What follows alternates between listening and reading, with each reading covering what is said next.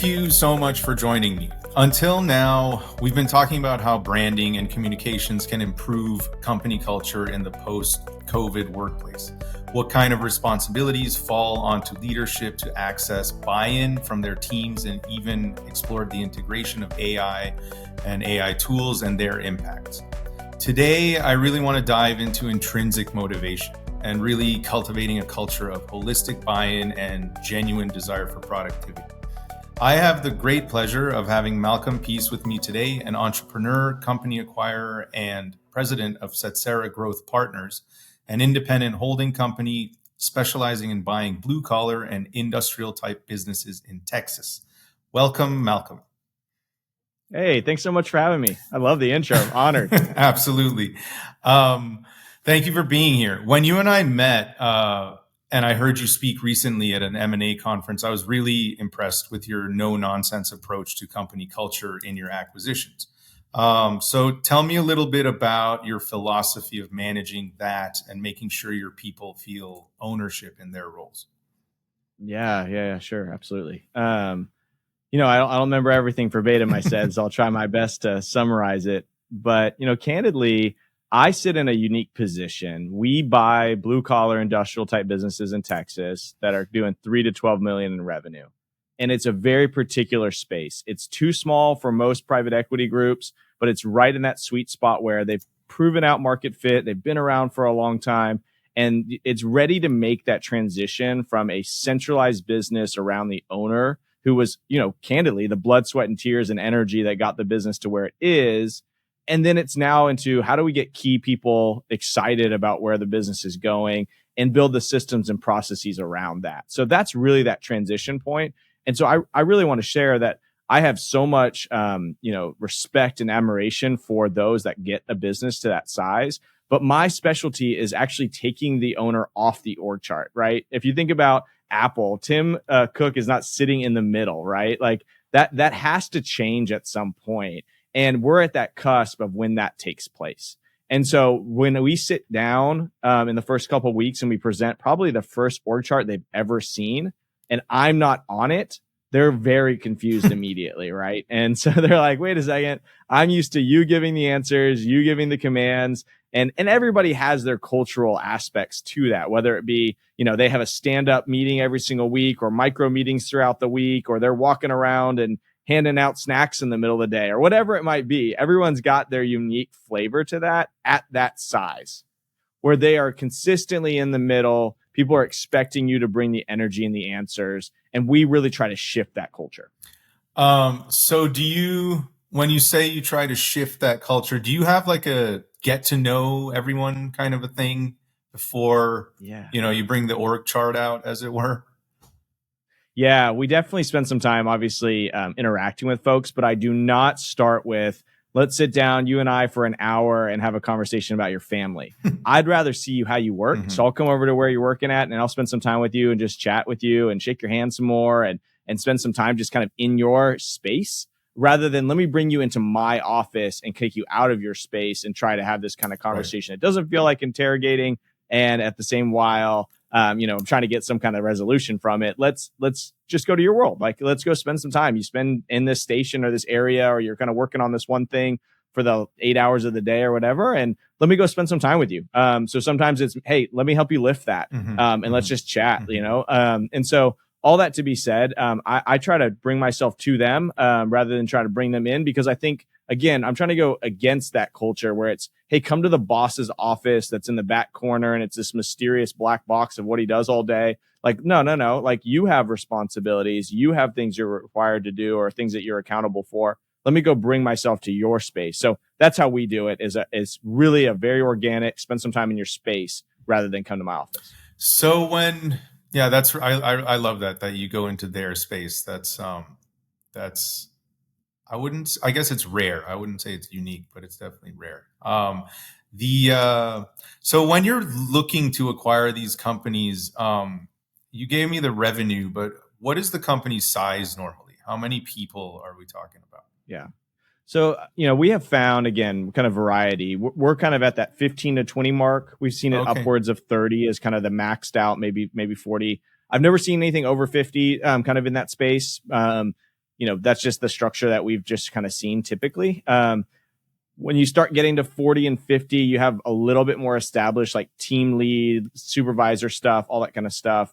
Versus before, it's like you have supervisors, but they don't really know what that title exactly means. And so that org chart conversation is already starting to establish that, right? Like, hey, hold on a second. In your signature on your email, you've got the following.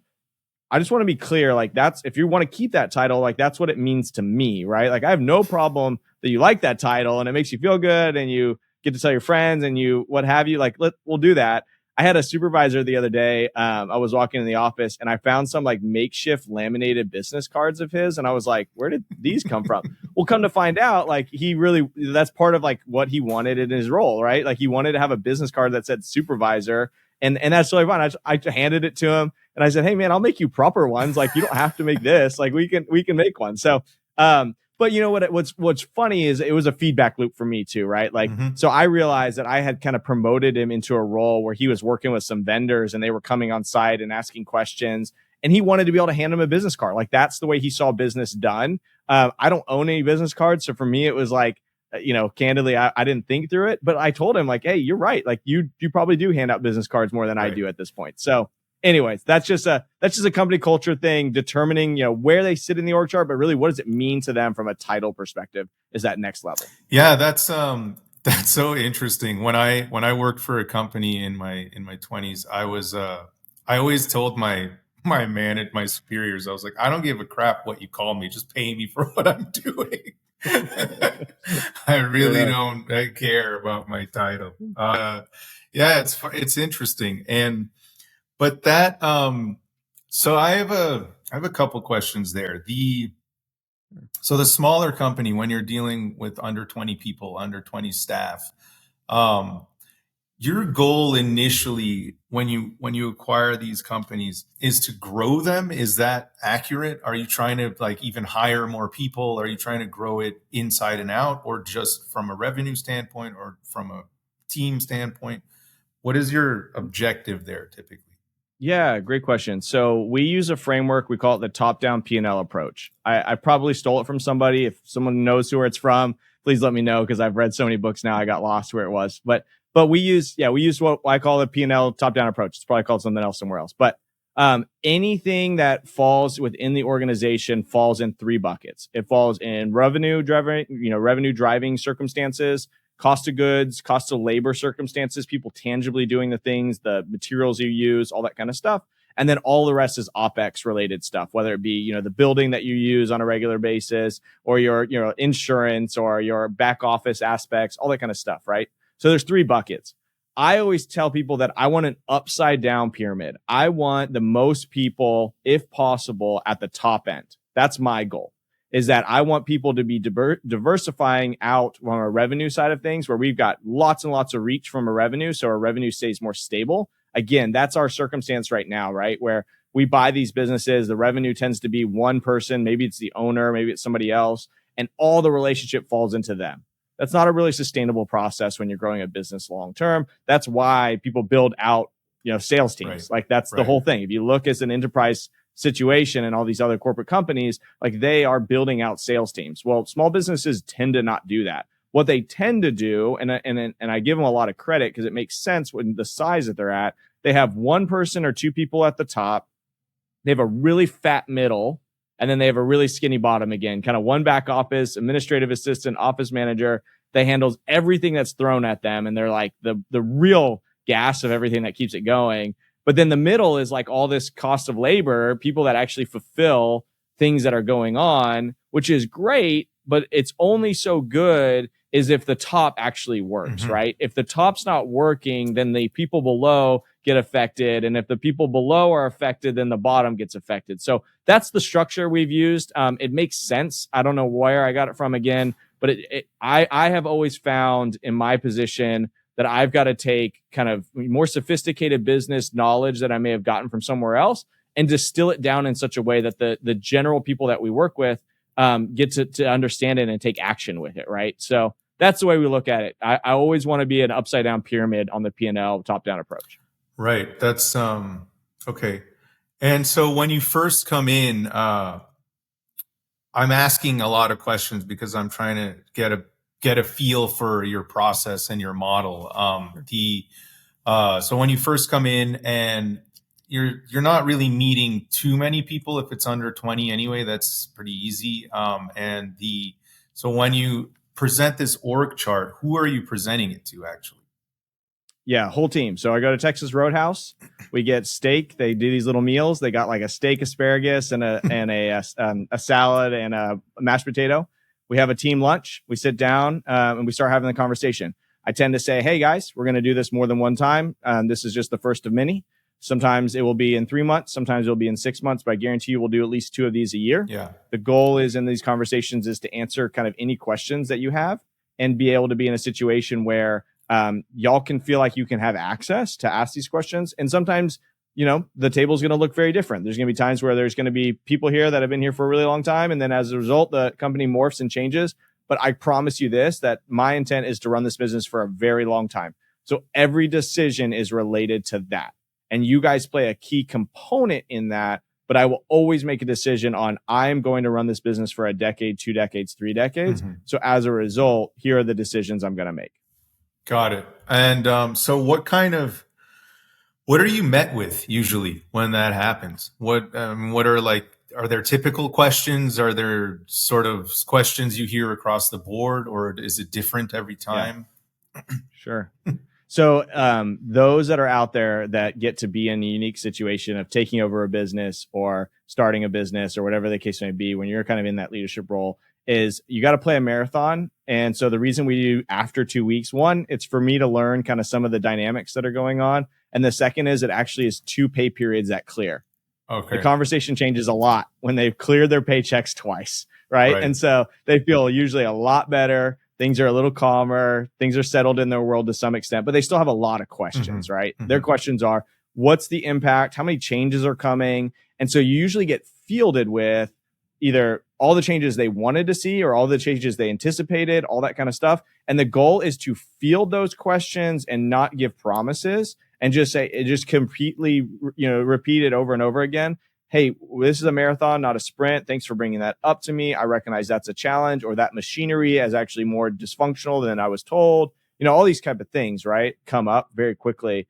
And but the big thing is let them see that we're playing a long game here. And I'm just learning right now. They have a ton more information. I always sit in the room. I had some impactful classes in grad school. One of them really helped me understand like interpersonal dynamics. Sure. And so I usually sit in the room and sit way back in my chair. I don't try to sit up in front and be aggressive posturally, like all those types of things. So the guys can say like, hey, this guy's just here to learn. Like he's less knowledgeable than me. And it gives them a bit of an edge, which they need, right? Like they need to walk out of that room. Not so much I'm going to go run through a brick wall for this guy, but hey, my job's secure and I'm confident in my skill so I can have a job, right? Yeah. And that's what I want them to walk away with more than anything else. So it's an awareness thing for them than it is for me to invoke some sort of future vision at that point.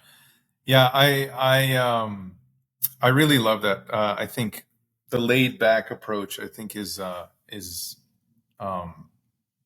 key here because it really gives people a sense of ease and offers them that ownership. We have the model that we use actually. And so, at Black Ribbit, we basically apply and implement a model that's designed to align the company with the customer value proposition back to the employee value proposition. Right. So we call it the inside outside in model because the entire point of it is to come in when there's sort of disarray in the company culture and within among employees and so on. But it's like, how do you identify who an ideal employee is for a certain company? It's actually it's not just about what the company does, but also who they're serving. Right. So like if I, as an employee, I'm okay with what we do, but I don't like the people we're serving, then there's already a disconnect there. And like the different people in different departments at different levels are not all the same, not to mention they have different lifestyles and so on. So we want to make sure that the company vision, aligns with the customer, with what the customer wants, that which aligns with what the employee wants. And so when you come into these organizations, how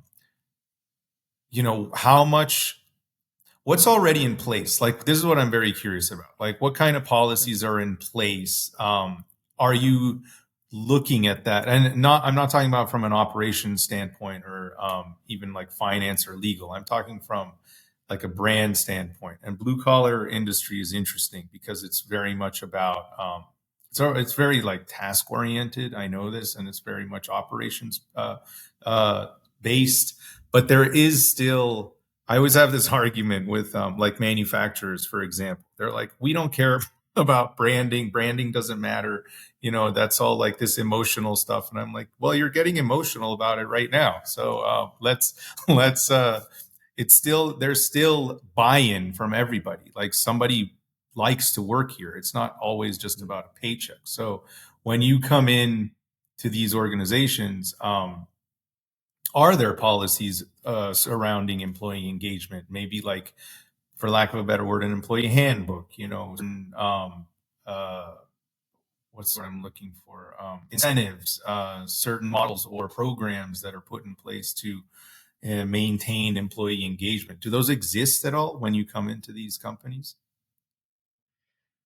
There's no perfect answer to that. It's a variety of circumstance for sure, and you're always kind of catching somebody in different points. I think more pressingly that there's the kind of nuts and bolts aspects of company engagement and things that need to be in place.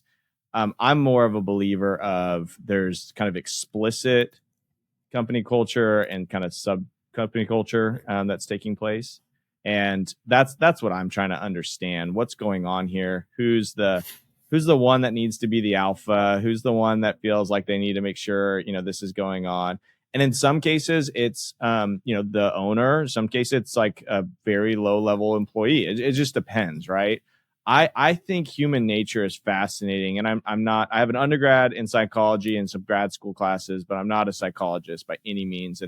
But I think human nature is fascinating in the sense that if there's not a leader in place, the void will get filled by somebody, right? Mm-hmm. And it may be intentional by the owner. They hire somebody that's more of the leader, or sometimes it's somebody that they didn't anticipate and becomes the leader, because there is that structure that kind of takes place just culturally in a company. And so, anyways, all that to be said, it's interesting to see what void will take place when the owner is no longer involved. So, key thing that we do, we believe that the business got to the point that it is because the owner is there, positively or negatively, right? It's a matter of they are comfortable with where the business size is at. They're comfortable with the dynamics. They've built a nice business that takes care of their family, and they've now diversified into a bunch of real estate holdings because they spun off a bunch of cash for a few years. Like, all these things play into that culture that matters, right? So, like, there was an instance where I looked at a business and I was there, and the owner, I was supposed to be in due diligence with them there, and they left for like majority of the time that I was there. And so, all that to be said, like, that's part of the company culture. And then one of the guys says, he's the guy that's always gone, right? Like, and so that's part of the culture. And it may have not been that culture 5 years ago, but it's part of it now. Mm-hmm. So from a company structure perspective, there usually is, a handbook or some other kind of policies that are somewhat put in place. Typically, it's by the office manager who's a little bit more detail oriented versus the visionary kind of person at the CEO level. But I less worry about that because that stuff can be created. I'm more worried about what's the current culture structure like. What are the dynamics that are currently happening in the subculture aspects of this organization? And who are the people that, like, hey, if we are making this push, and I bring back to my point earlier, if we're going to make a push where it's going to be really sales driven for a period of time, as a result, like, who does this affect? Because that's what ends up happening. I use the plumber analogy. Most plumbers can't determine what the issue is unless they put water down it or air down it. That to me is sales. You push sales through the funnel process, you tend to find out where it breaks. And so that's what happens with us is some people, all of a sudden we push sales, we start driving some nice quarters, and all of a sudden, like, the guy shows up and he's like, hey, I'm overworked, or whatever it may be. And so that's the feel that I'm trying to figure out. Where is that going to break? And is that too big of a break when we're going through due diligence to determine that we're not going to go forward with this business? Right. Okay. Again, that was awesome. There's a lot that I that I got from that All one. right. So long answers. I apologize. No, it's okay. It's great. So then how? Okay. So I guess I have two questions there. If it's I really admire like your observational approach, like the fact that you basically sit back and let the cards sort of lie where they fall and just see what happens and then address it, as opposed to trying to force anything in any particular direction. At least that's what I'm gathering. And yeah, so we're definitely clear on the fact that we are playing a long game, but we're going to play very tactfully in the sense that I'm going to go push sales. And most of the guys that are like the bulk of our business, because again, most businesses are more like a middle full versus a top or bottom. They have a lot of people in the cost of labor situation. And so as a result, they're going to be affected very quickly once sales starts happening. And so I tend to not even really address that. I just go with what we're doing. And then they kind of come to find out, hey, we're getting really busy. Well, this guy's a genius. Maybe he's really got something here. Right. But like the whole point of it is like, let's go push sales. And as a result, we'll kind of figure out what happens. And there's people that self-select out of that organization, right? Like that's the truth. And so, and that's different than what we're doing versus like the Elon Musk Twitter situation is what I always tell people to compare. Like he obviously let a bunch of people go. People obviously let themselves go for different reasons, but there was also a hiring period during that where people were joining the team, right? And so that tends to be what happens. Like after about 6 to 9, 12 months, like the team has kind of been cleaned a little bit in the sense of like, not so much I fire them. I don't think I've ever let somebody go. What ends up happening is we say, okay, we're going to go this direction. And they're like, no, I don't want to work that hard. Like I've literally been in situations where I try to communicate that and they're just like, I don't want to work that hard. I'm like, okay, great. Like there's other places. Like it's all good. yeah, that's part of it. right.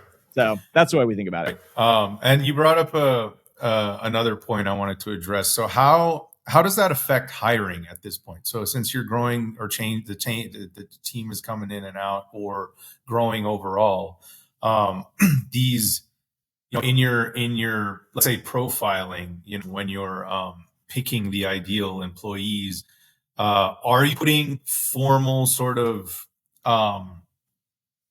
formal profiles or areas, whether it's characteristic or expertise or chemistry or otherwise, in place for different roles that you need to fill? Like when you start hiring people, how does the new process, the new policy, the new culture, as it were, affect the way that you onboard and even choose new recruits?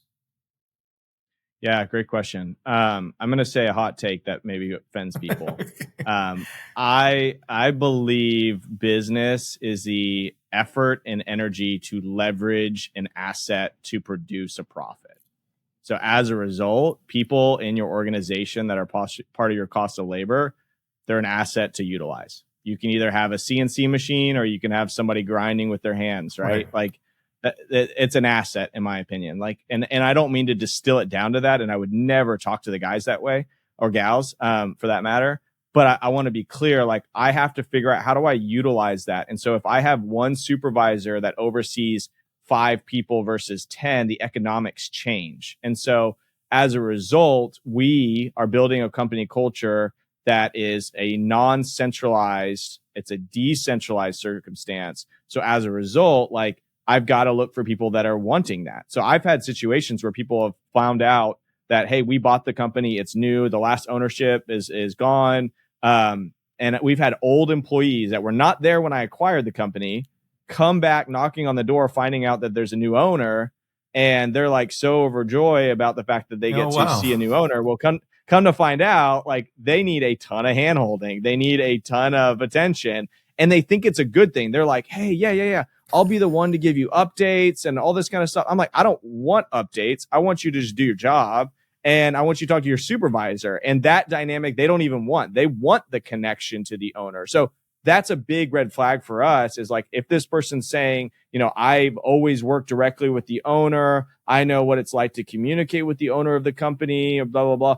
That doesn't help. It's not a positive in the application process. What's actually better is, I know how to look at a very binary amount of work that I need to do, and I know how to effectively do that by myself. Like, that's a good measure, because we're creating a company culture like that, where you don't need to take a supervisor over 5. I can take a supervisor over 10, so I can leverage the quote unquote asset aspect of our business. Right. I remember now that you're you're a big fan of quantifiable approaches, just overall. So in that vein, how are you measuring?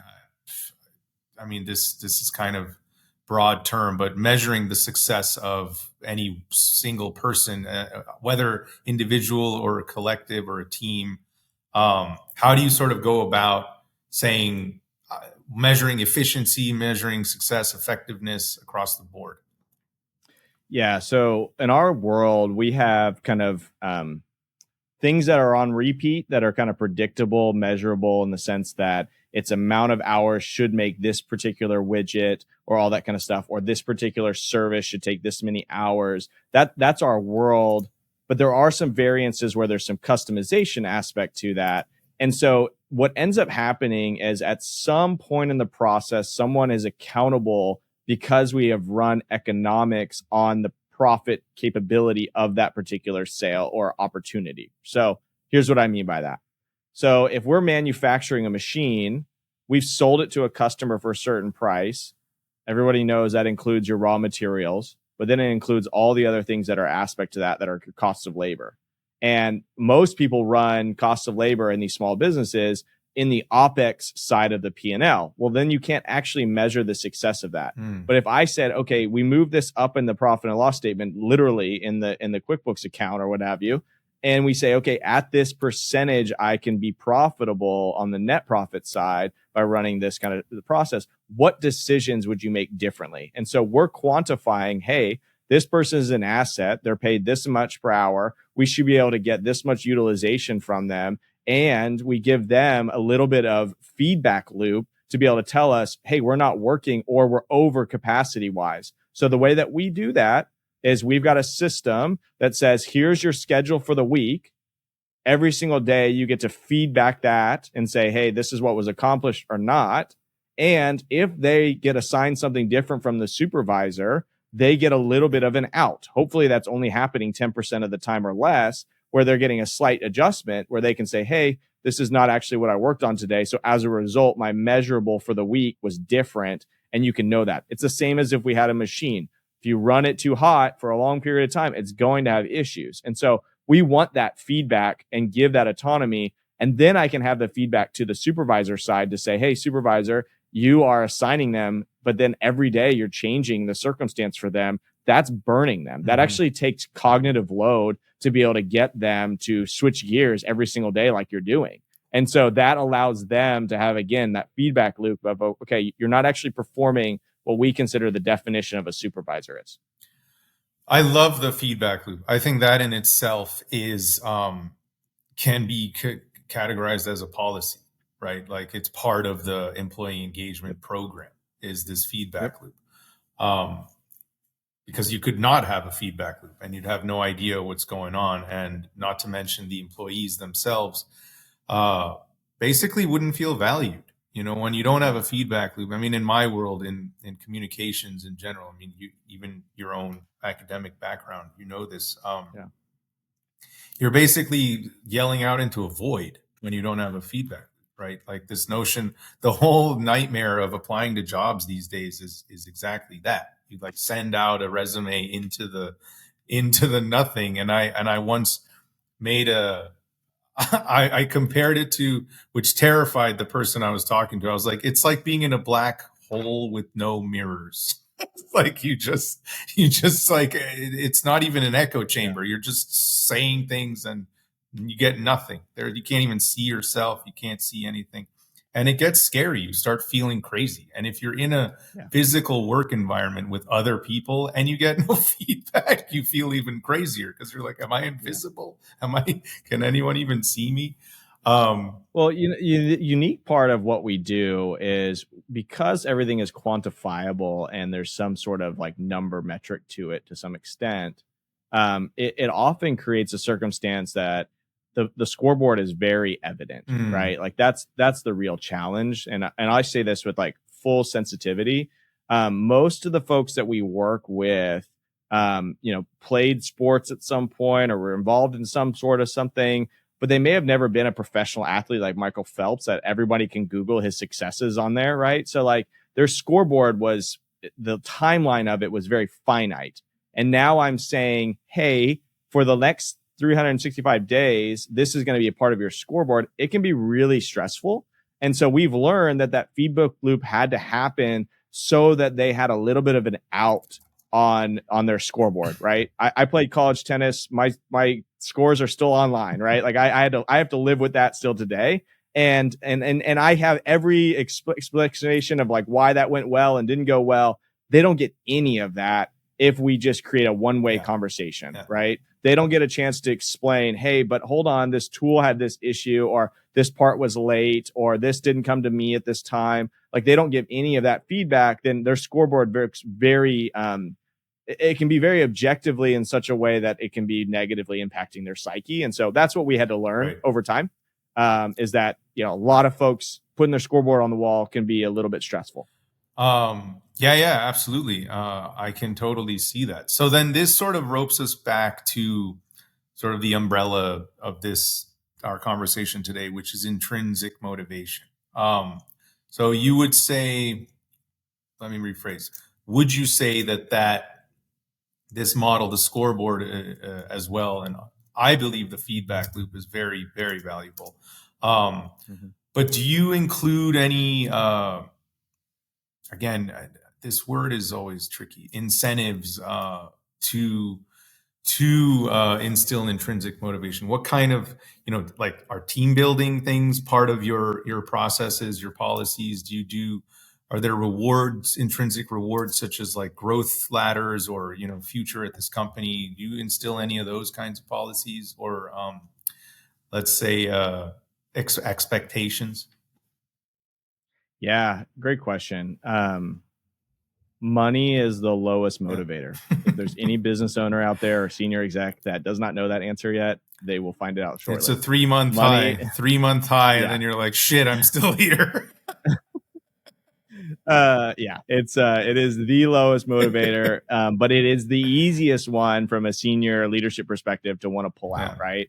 I'll never forget, my wife was working at a company and they had it was like her first job out of school, and he ended up putting cash on her table, on her desk or whatever, and I think we spent it within like 48 hours, right? Like it was like, it's such a low motivator. And so all that to be said, right? Like if you set that aside as like, hey, I'm going to do this differently, I'm not going to go for the low hanging fruit circumstance, right? I'm going to put it over there. If we're building an organization that is decentralized, it has accountability, it has measurable goals, all that kind of stuff, you have to then say, where is this person going? And I'm going to totally like steal this from somebody. I saw a clip the other day. I think he's the owner or the general manager of the like Savannah Bananas, I think is what they're called. They're like the funky, like all yellow wearing baseball team. That's like, I don't even know what league they're in, but whatever. And they've got these like skits they do in the field, and it's super cool. Right. And I was hearing his little skit, and like, we don't do this, so I want to preface it, and I might steal it from him in the future. But what they do during their hiring process is they ask for their current resume. They do a phone kind of cover letter or a video cover letter. And then they do a future resume, meaning like, where are you going to go from here now that you've kind of been in this, right? And there's a lot of things that probably go into that, like how many years you anticipate being there, you might put on there, all sorts of things, roles and responsibilities that might change. But what the exercise I think he's trying to accomplish there is you're setting here's where you could go, or here's where you envision yourself going based on the information you've received thus far, right?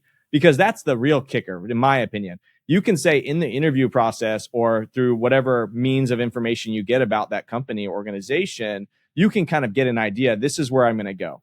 In my world, buying businesses, a lot of investment bankers, they're coming through. They're like, I got 2 years, then I'm on to that, right? Like they would all put on there, I've got 2 years at this particular investment bank, then I'm moving on, or whatever it might be. I love the future resume idea. That's so cool, because what we do is similar. And I try to implement this even in my clients' programs, but for ourselves, for my company, we do it's the same way I would talk to a customer is, imagine it's 3 years from now. It's not a where do you want to be in 3 years? It's different. It's a go backwards.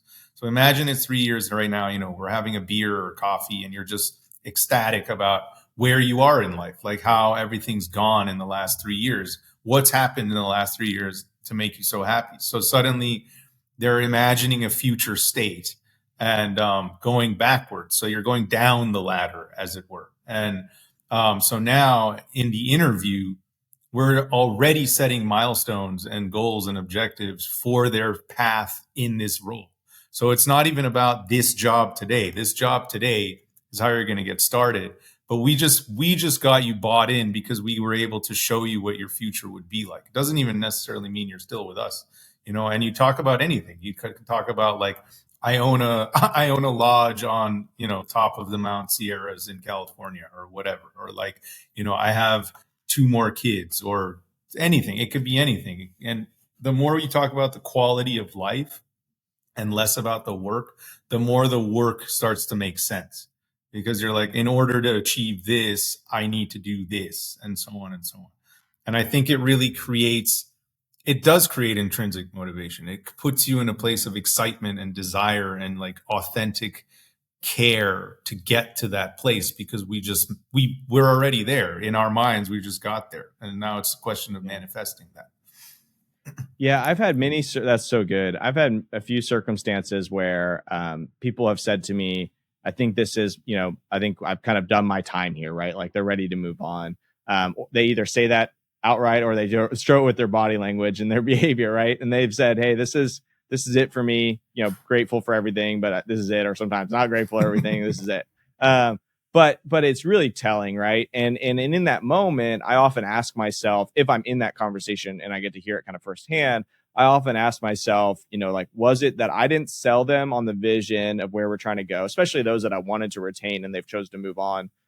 Or is it a circumstance of, I wanted to be able to, see you prosper into something, and I didn't give you a chance to, be a part of that vision as well. Or there's a combination of kind of inputs that causes that output. But, for me, I think it is a matter of, hey, we got to really create not hierarchy, but we got to create a pathway of like where this person goes here, right? Like what's the skill set that keeps them engaged? Because we do, like you said at the beginning, we do have a lot of team members and folks that are very task oriented roles.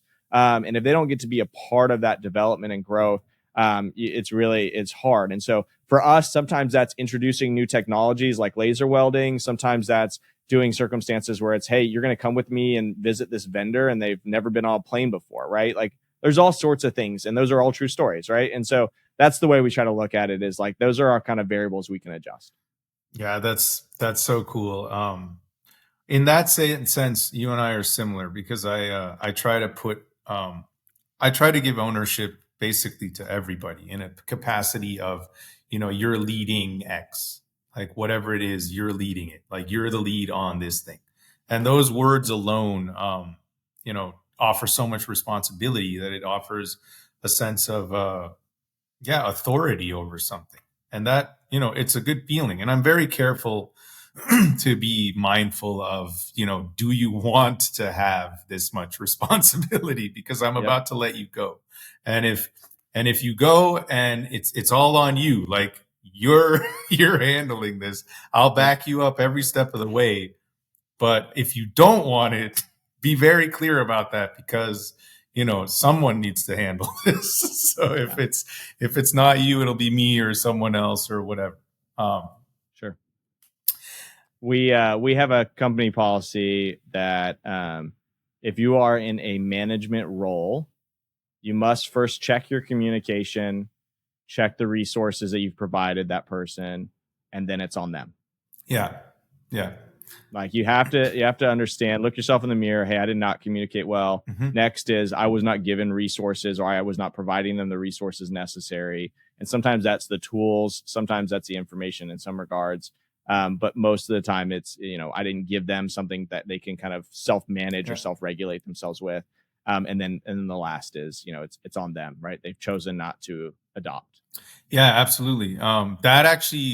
That speaks a lot to behavioral therapy, behavioral mindsets, because it's not a question of motivation. It's a question of ability at that point. Yep. You're like, we're all motivated here, but can I do the thing? Yep. Yeah. I think the unique part about small business that I really, really love is the company culture that is established gets the opportunity to fit into that particular person's life structure. Yeah. So in one of our companies, like the hours are 6 to 3. Guys love it because they get to be the ones that pick their kids up at school. Right. It just fits into their structure, right? Partly with that was just like the hotness because we're in Texas. Like we adjusted that whenever the company was started years ago. Yeah. And so that's just the way we've thought about it, is that company culture has to fit for what you're looking for. And I think that's the Twitter example, in my opinion, in some regards, right? He created a culture that was high pressing, high intensity, all this kind of stuff with a smaller team. And there were certain people that wanted to be a part of that. Yeah. That's commerce. That's unique private business that you get to do. Yeah, absolutely. Yeah. And I recently was humbled by another guest of mine, Chris Dyer. We were talking about like generational implications of how your age specifically might affect your, not just your abilities, but your motivation, what your motivations are, how you need to be engaged and so on. But he actually flipped it and said it's less about age and more about lifestyle. So, because you could be like in your 20s and have a family, and you could be in your 50s and have a family, or you could be in your 50s and be single, and you can be in your 20s and be single. And so from that perspective, you're the same profile. So like, you want community, you want to be with your coworkers, you want to be with your coworkers, you want to go somewhere so you don't have to be alone here, or if you have a family, you want to get the hell out of the house so you can focus on your work or something. Yeah. And like, if you think about it from that perspective, it actually makes it easier to address, because now it's an extrinsic thing you're talking about. We're not talking about your age, which is something else. It's something psychological and in your mind. But lifestyle is much more sort of practical to approach. So even when you're putting together programs for your employees and getting them engaged and bought in, it's a question of like, okay, if you're, a single dad and you have 2 kids and, you have to drop them off and pick them up and blah, blah, blah, we can work around this kind of a schedule. If you're a single person who has all day to work and loves to work, then we can work around that. Yep. I thought that was really interesting.